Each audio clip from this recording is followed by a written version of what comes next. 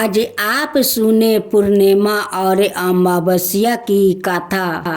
एक राज्य में एक राजा और एक रानी रहती, जिनकी 4 संतानें, 2 लड़के और 2 लड़कियां।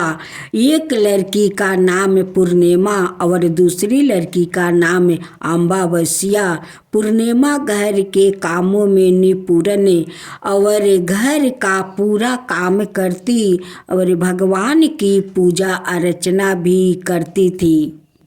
इसके अतिरिक्त वो गौ माता की सेवा भी किया करती और उसकी दूसरी बहन अमावस्या ना ही घर का कोई काम करती, ना ही भगवान की पूजा अर्चना करती और ना ही गौ माता की सेवा करती।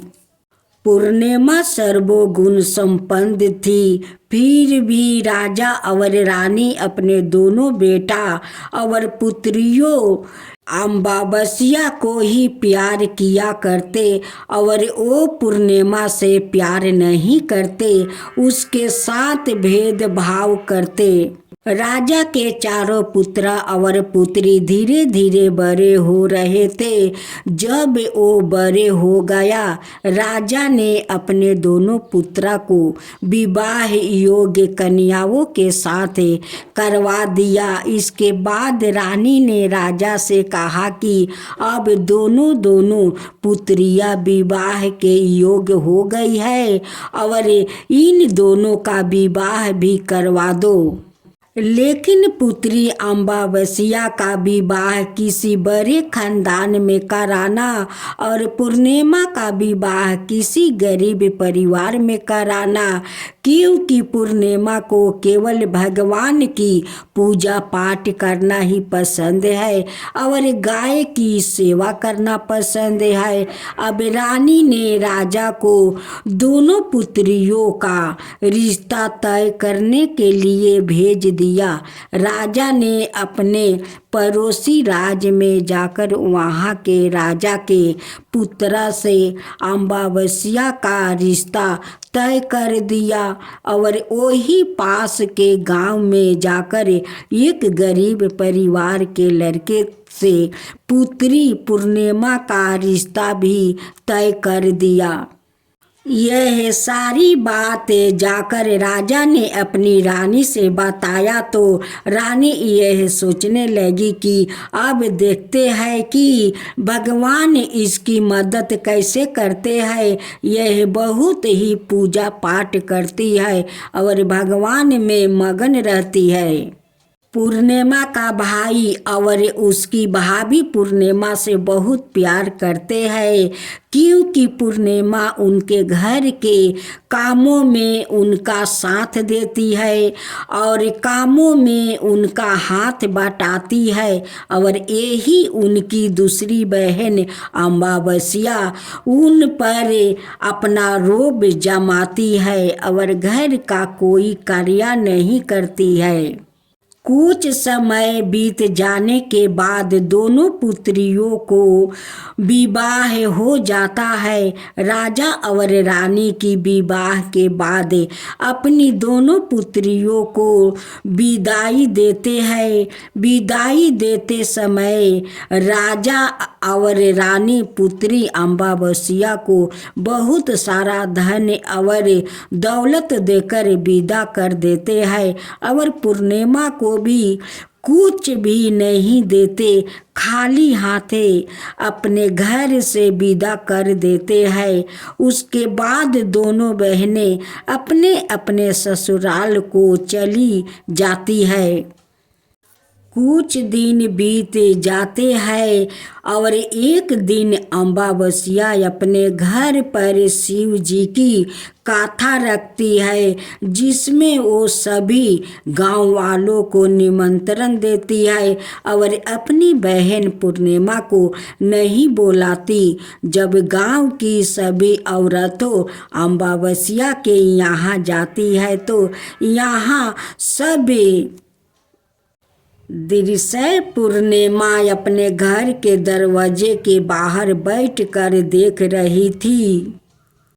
तब वहाँ से गुजर रही औरतों पूर्णिमा से कहते हैं कि तुम्हारी बहन के यहाँ शिव जी की कथा रखी है, क्यों तुम नहीं जाओगी? पूर्णिमा ने कहा, मुझे निमंत्रण नहीं आया है, मैं नहीं जा सकती। सभी गांव की औरतों ने पूर्णिमा से कहा, बुलाया नहीं तो क्या हुआ, भगवान शिव की कथा है, तुम हमारे साथ चलो। गांव की सभी औरतों की बात मानकर पूर्णिमा भी उनके साथ भगवान शिव की कथा में अमावस्या के घर चली जाती है। जब अमावस्या की नज़र पूर्णिमा पर पड़ती है तो वहाँ कहती है कि तुम यहाँ कैसे चली आई, मैंने तो तुम्हें बुलाया नहीं था। खैर कोई बात नहीं, अब तुम आ ही गई हो तो चुपचाप बैठी रहना। और यहाँ कहते हुए अमावस्या ने पूर्णिमा की गरीबी की भी मजाक उड़ाया। पूर्णिमा की आंखों में आंसू आ गया और रोते रोते मन ही मन में पूर्णिमा भगवान शिव से विनती करती है, हे भगवान, क्या पूजा पाठ करना गलत है? गौ माता की सेवा करना गलत है? आखिर मेरी गलती क्या है? आप मुझ पर आपकी कृपा दृष्टि कब बनाएंगे? पूर्णिमा बार बार भगवान शिव से यही कहती रहती। इतने में शिव कथा पूरी हो जाती है और अमावस्या भगवान का प्रसाद बांटने लगती है। वो सभी लोग को प्रसाद देती है, लेकिन पूर्णिमा को वहाँ प्रसाद नहीं देती है। पूर्णिमा बिना प्रसाद के ही अपने घर लौट आती है। रास्ते में वो सोचते हुए चलती है कि यदि बच्चे उसके कथा का प्रसाद मांगेंगे तो वो उन्हें क्या जवाब देगी। उसने सोचा कि वो अपने महके अपने भाई और भौजाई के यहाँ जाएगी और वहाँ जाते हुए वहाँ बच्चों को लिए कुछ लेकर जाएगी। ऐसा सोचते हुए वहाँ अपने घर वापस लौट आई। घर वापस लौट कर आने के बाद वो अपने पति और बच्चों से कहती है कि वो अपने महके जा रही है। पिता ने कहा, ठीक है। और कुछ समय के बाद पूर्णिमा अपने महके के लिए रवाना हो गई।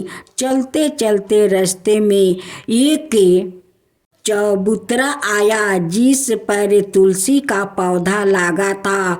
उस चौतरी पर एक बुढ़िया अम्बा बैठी हुई थी। वो कोई और नहीं, साक्षात तुलसी माँ थी। उस बुढ़िया माता ने पूर्णिमा से कहा, बेटी तुम कौन हो और कहाँ जा रही हो? पूर्णिमा अपना परिचय देने के बाद बुढ़िया औरत ने पूर्णिमा से कहा कि यहाँ तुलसी का पौधा सूख रहा है, इसमें थोड़ा सा पानी डाल दो और इस चौतरे की साफ सफाई कर दो, जिससे मुझे थोड़ी ठंडक मिलेगी। पूर्णिमा ने कहा कि ठीक है माँ, मैं तुलसी में पानी डाल देती हूँ और यहाँ की साफ सफाई भी कर देती हूँ। पूर्णिमा ने साफ सफाई करने के बाद बुढ़िया अम्बा को भी नहला दिया और बुढ़िया अम्बा की भी सेवा की, उनके पैर दबाया और बुढ़िया अम्बा से कहा कि माँ जी, और बताइए मैं आपकी क्या सेवा करूं?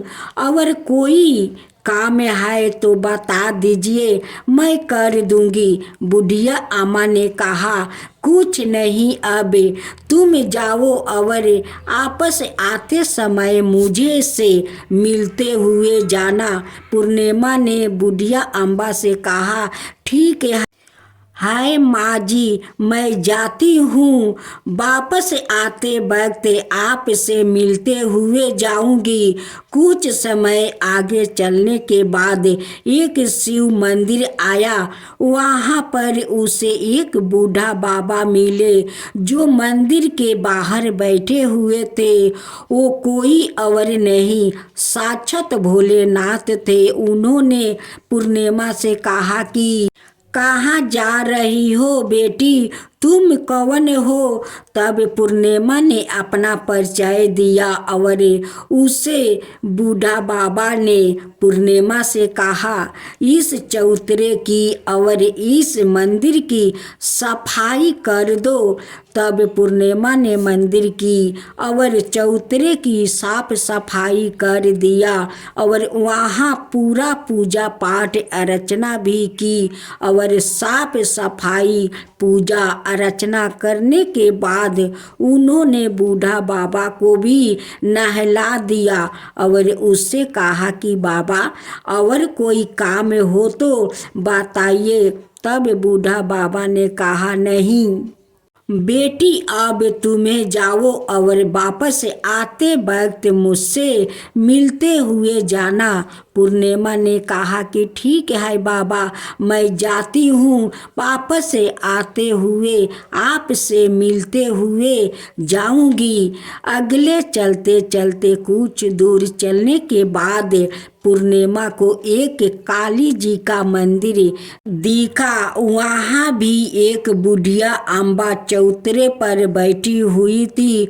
उस बुढ़िया औरत ने भी पूर्णिमा से कहा कि बेटी, तुम कौन हो, कहाँ जा रही हो? तब पूर्णिमा ने उस बुढ़िया औरत को भी अपना परिचय दिया। बुढ़िया औरत ने पूर्णिमा से कहा कि यहाँ पर सभी पूजा पाठ करने के लिए आते हैं, लेकिन मंदिर की साफ सफाई करने के लिए कोई नहीं आता। इसलिए तुम मंदिर की और चौतरे की साफ सफाई कर दो।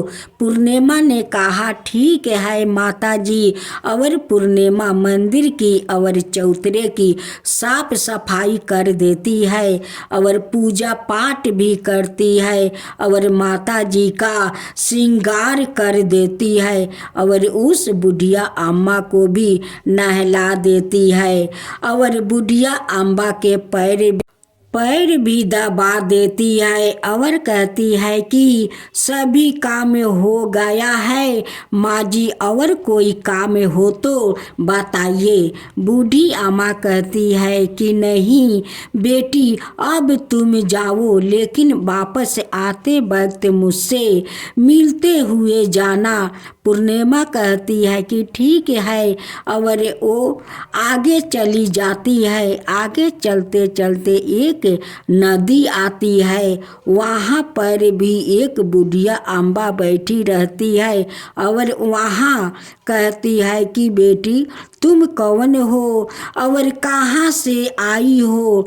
उसे भी पूर्णिमा अपना परिचय देती है। बुढ़िया औरत पूर्णिमा से कहती है कि नदी पर स्नान करने सब तो आते हैं, लेकिन यहाँ की साफ सफाई कोई नहीं करता, इसलिए तुम इस किनारे पर साफ सफाई कर दो।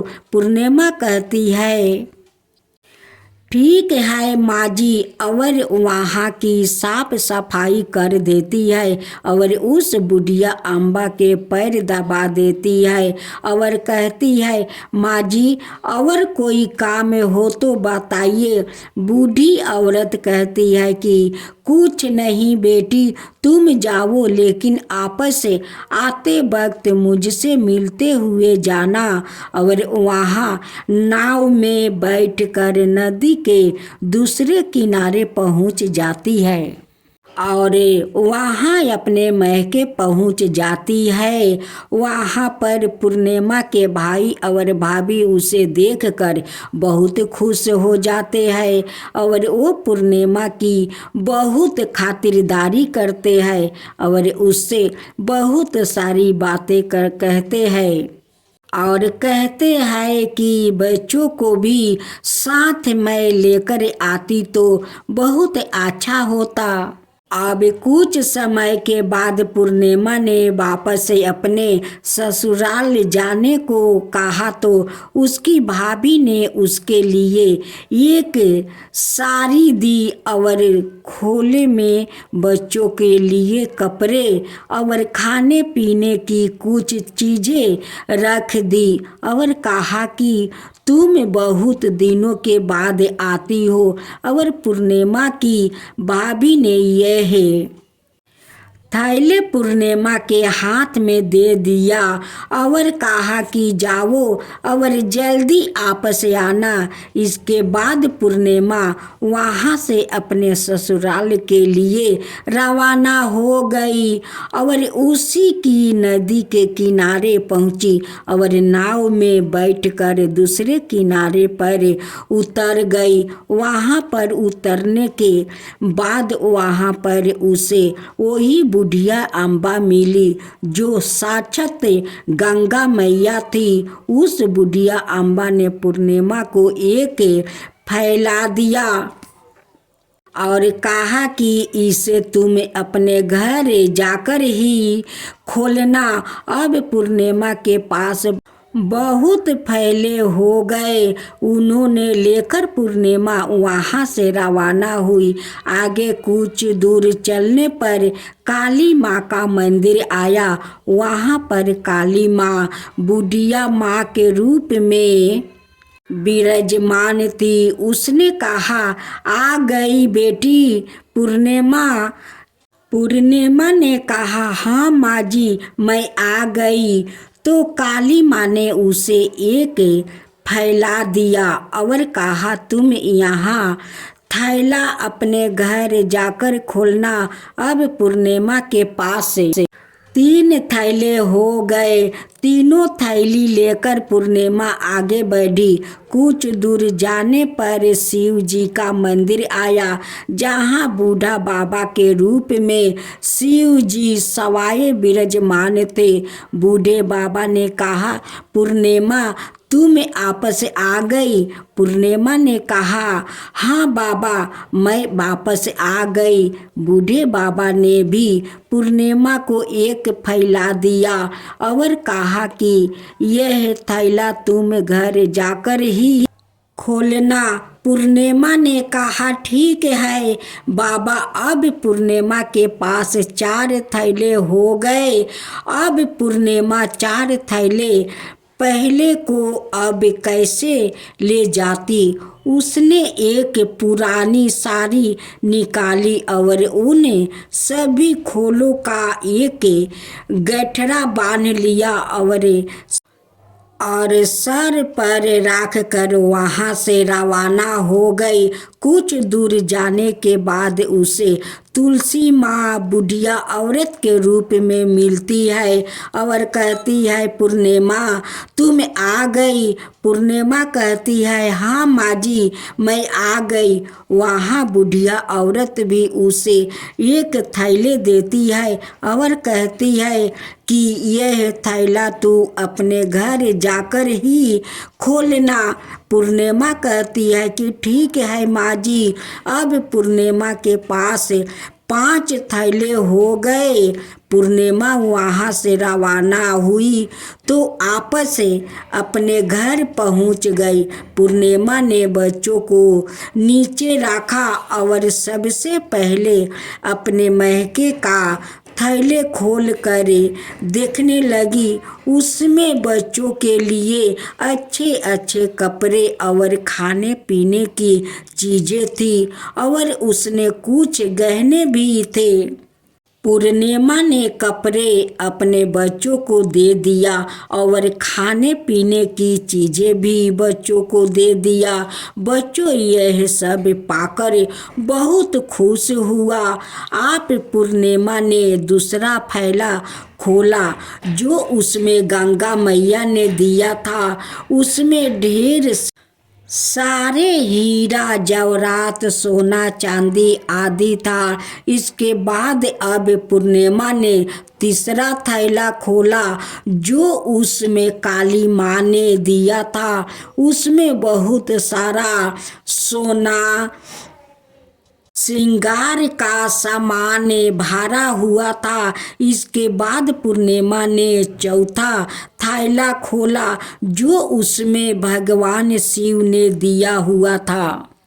उसमें बहुत सारा धन संपत्ति भरा हुआ था और बहुत सारी खुशियाँ भरी हुई थी।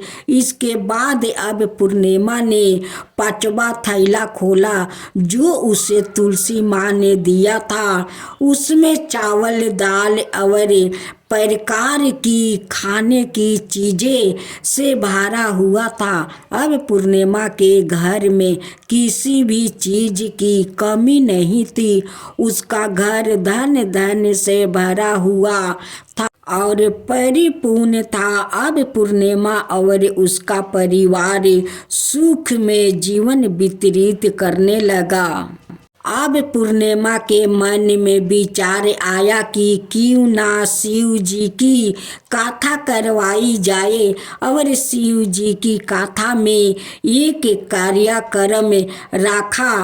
पूर्णिमा ने गांव के सभी लोगों को निमंत्रण दिया और घर घर जाकर सभी लोगों को बुलाया। पूर्णिमा अपनी बहन अमावस्या के घर भी गई और अमावस्या को भी शिव जी की कथा के लिए उसने अपने घर पर बुलाया। जब अमावस्या पूर्णिमा के घर शिव जी की कथा में आई तो उसने देखा कि पूर्णिमा के घर में किसी भी चीज़ की कोई कमी नहीं है। इतना सारा धन दौलत देखकर अमावस्या आश्चर्यचकित हो गई। उसने पूर्णिमा से कहा कि तुम्हारे घर में इतनी धन और दौलत कहाँ से आई। पूर्णिमा ने कहा, देखो बहन, तुमने शिव जी की कथा में मुझे नहीं बुलाया, फिर भी मैं चली आई और तुमने मुझे प्रसाद तक नहीं दिया और मेरी गरीबी का मजाक भी उड़ाया। उसके बाद मैं अपने घर आ गई और घर आते हुए मन ही मन सोच रही थी कि अपने मैके जाऊंगी और मैं अपने मैके चली गई और जो कुछ घटना इस बीच हुई वो सभी घटना अपनी बहन अमावस्या को बताती है।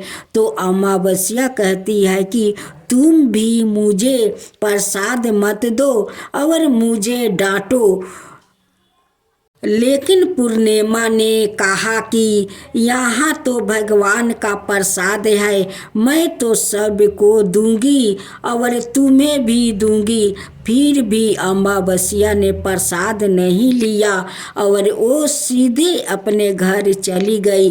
घर जाकर अपने बच्चों से कह कर वहाँ से अपने मैके जाने के लिए तैयार हो गई और मैके के लिए निकल गई। उसे भी रास्ते में चलते चलते तुलसी माँ मिली जो चौतरे पर बुढ़िया माँ के रूप में बैठी हुई थी।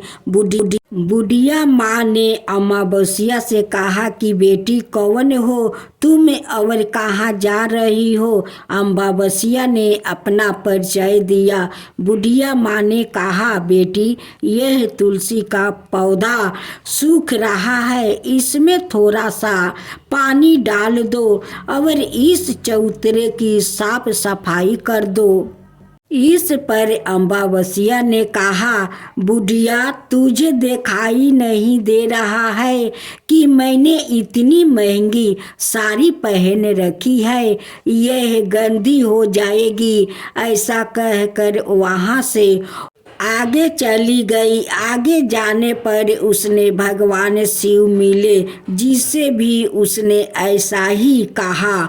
उसके बाद आगे जाने पर उसे काली माँ मिली, जिससे भी उसने यही सारी बातें कही। आगे जाने पर उसे गंगा माँ मिले, जिससे भी उसे यही सब कहा और आगे चली गई। इसके बाद अमावस्या जब नाव में बैठने लगी तो उसे नाव में फूलों की जगह कांटे भरे थे, जो उसके पैरों में चुभ रहे थे।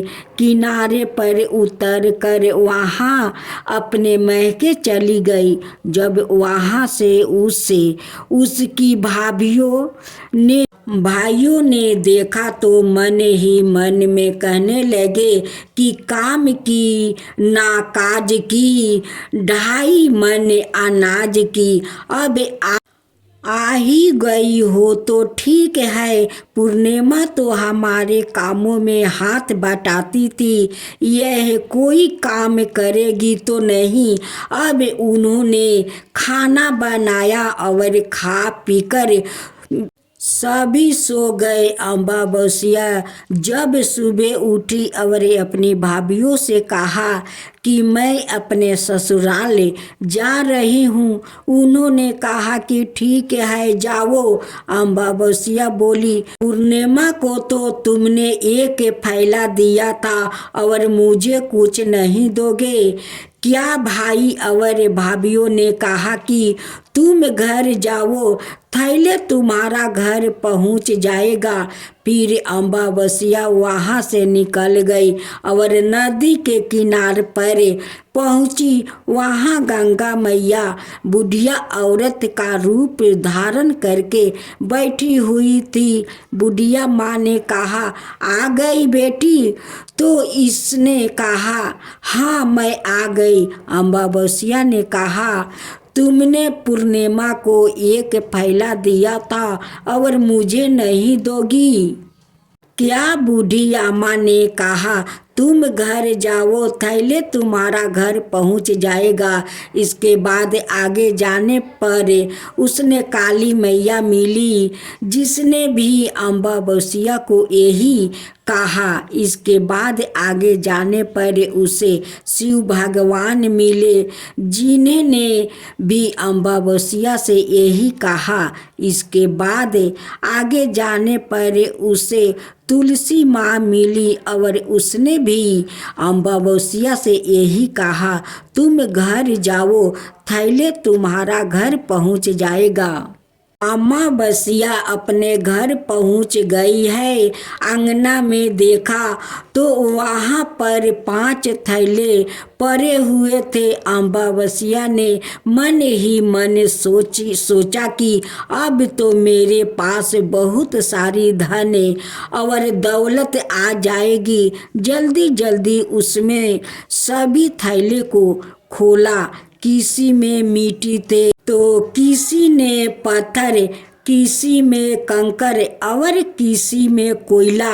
उससे महके से भी कुछ नहीं मिला था। इन थैलों में कुछ भी नहीं था। अमावस्या दौड़ती हुई पूर्णिमा के घर गई और कहती है कि क्यों तुम तो इतना सब कुछ मिला, मुझे तो कुछ नहीं मिला, आखिर क्यों? तो पूर्णिमा कहती है कि जब मैं अपने मैके जाती हूँ तो अपनी भाभीियों के साथ उनके कामों में हाथ बटाती हूँ, उनके साथ मिलकर काम करती हूँ। लेकिन तुम ऐसा कुछ नहीं करती हो, उनकी इज्जत भी नहीं करती हो, इसलिए वो तुम्हें भला क्या देंगे। इसके बाद तुमने गंगा मैया को ठुकरा दिया और काली माँ को भी ठुकरा दिया और भगवान शिव को भी तुमने ठुकरा दिया, इसलिए उन्होंने भी तुम्हें कुछ नहीं दिया। अमावस्या कहती है कि बहन, तुम मुझे माफ़ कर दो, मैंने तुम पर हमेशा अत्याचार किया है। मुझे कुछ नहीं मिला तो कोई बात नहीं, मैं भी भगवान की भक्ति करूँगी और सब कुछ प्राप्त कर लूँगी। मुझे इन सब चीज़ों का रहस्य बताओ। तो पूर्णिमा ने कहा कि तुम 3 सूत्र का ज्ञान ले लो और उनकी कथा कराना। पहले सूत्र में दया मांगना और दूसरे सूत्र में कथा मांगना और तीसरे सूत्र में 108 बार ओम नमः शिवाय का जप करना। बहन, भगवान ने यह सूत्र दिया है, इनको अपने हृदय में बसा लेना। मैंने भी यही 3 सूत्र अपने जीवन में अपनाया था और सच्चे मन से भगवान की भक्ति पूजा पाठ की थी। फिर भगवान ने मुझे यह सब कुछ दिया और तुम्हारे पास जो कुछ था वो भी सब खत्म हो गया। इसके बाद अमावस्या अपने घर गई और भगवान की पूजा पाठ करने लगी। भगवान शिव से उसने माफ़ी मांगी और गौ माता की सेवा भी की और दूसरे की मदद भी करने लगी।